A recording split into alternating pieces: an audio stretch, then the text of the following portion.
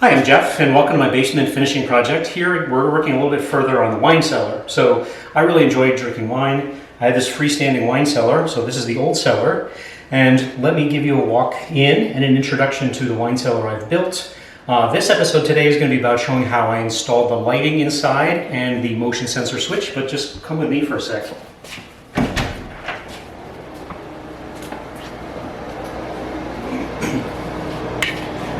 So here we are in the cellar, and I'll just sort of talk over the cooling unit sound for a second.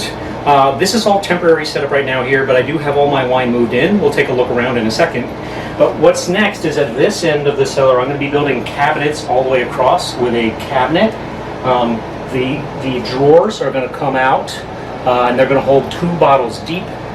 There'll be a countertop up here with space for an opener, maybe some glasses, I haven't decided yet for sure, and then racks to the ceiling here and racks to the ceiling along the side. So in this episode, watch as I install the motion sensor for the lights, as well as the lights in here that I tried to get to match and look nice with the wrought iron on the door. So thanks for watching, please enjoy, and feel free to like, subscribe, and share with a friend.